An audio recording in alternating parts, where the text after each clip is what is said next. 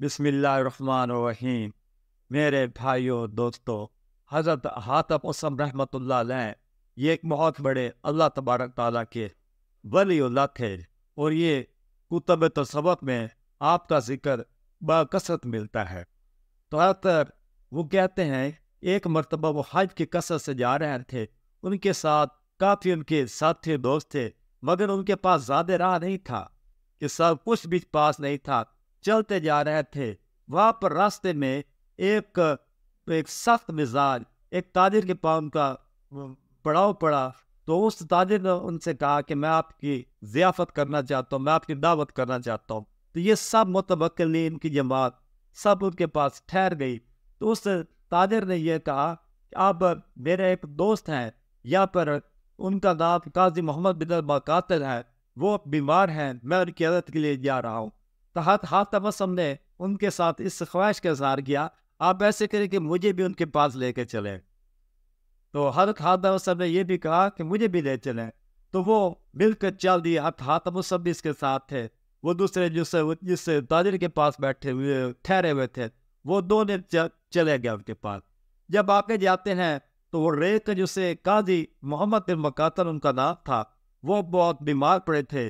तो उनके घर पे जा देखा कि आलीशान इमारत है, और जहाँ पे उनके घर के सामने उसकी से बैठक है, जहाँ पे वो बैठा करते थे, इस्तराहत करते थे, वो जगह पे पर्दे लटक रहे हैं, और बड़े जनाब कीमती किस्म के ये फर्श पर दरिया बिछी हुई है, और जो से उनके गुलाम है, उनके से खादम है, वो हाथ में पंख मूर्छल लेकर उन पर वो ऐसे हिला रहे थे, उनको हवा दे रहे थे। तो हज़रत हातम उसम वो उनके सब दोस्त थे जो ताजिर थे, उन्होंने उनको सलाम किया, मगर हज़रत हातम उसम ने उनको सलाम नहीं किया, जाकर बैठ गया।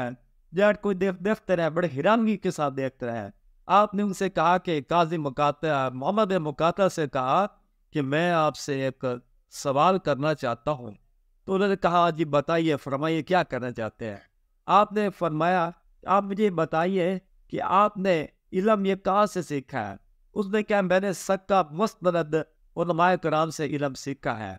फिर उन्होंने ये सवाल किया कि उलमाए कराम ने किससे ये इल्म, उनको किस वक्त से उलमाए कराम के पास ये इल्म आया। तो उन्होंने कहा कि सहाबा कराम रिज़वानुल्लाह अलैहिम के ज़रिए से ये इल्म आया है। तो फिर उन्होंने ये सवाल किया कि सहाबा कराम ने किससे ये इल्म हासिल किया है। उन्होंने कहा कि सहाबा कराम ने हुज़ूर पाक सल्लल्लाहु अलैहि वसल्लम से इल्म हासिल किया है। फिर उन्होंने सवाल किया कि रसूल पाक सल्लल्लाहु अलैहि वसल्लम ने किससे ये इल्म हासिल किया है। उन्होंने कहा जबरील अलैहिस्सलाम से हासिल किया है, कि जबरील अलैहिस्सलाम उनके पास वही की सूरत में ये इल्म लेके आते रहे, और वो हज़रत जबरील ने उनको इल्म दिया। इसके बाद फिर सवाल हुआ कि जबरील अलैहिस्सलाम को किसने इल्म दिया, किससे इल्म सीखा है। तो जबरील अलैहिस्सलाम ने अल्लाह तबारक तआला से इल्म सीखा है।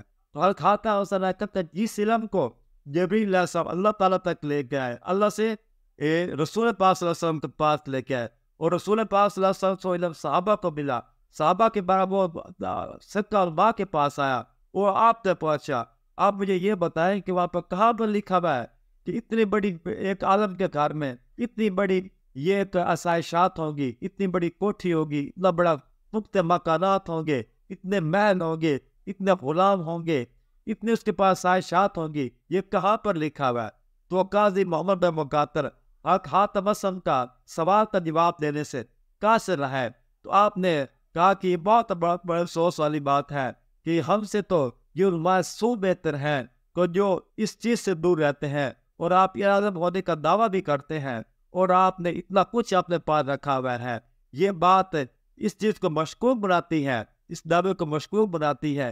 आप आलम दीन हैं, आप मुसलमान आलम हैं, या आप वलीउल्लाह हैं। ये चीज़ आपके इस दावे को कतन ही मशकूक बनाती है। तो मेरे भाइयों और दोस्तों, अगर इंसान किसी को वाज़ नसीहत करता है, तो सबसे पहले उसे खुद को वाज़ नसीहत करनी पड़ेगी। सबसे पहले अपने नफ्स को वाज़ नसीहत करके समझाना पड़ेगा।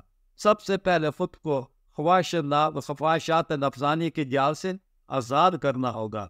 जब तक इंसान ख्वाहिशात नफसानी के जाल से आज़ाद नहीं होता, तो वो ये ना समझे कि उसकी जो दूसरों को वो नसीहत करता है, वाज करता है, पद करता है, उसके किसी दूसरे पर असर होगा। ऐसा कभी नहीं होगा।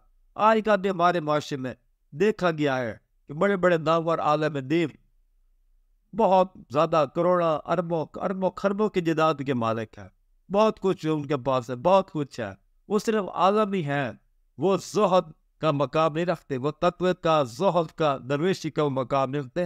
ہاں عالم ہے، دنیا دار عالم ہے، ان کے پاس اتنا کچھ ہے، سب کچھ ہے، مگر وہ لوگ یہ درویشی کا اور ولایت کا مقام سے یہ لوگ بہت دور ہیں۔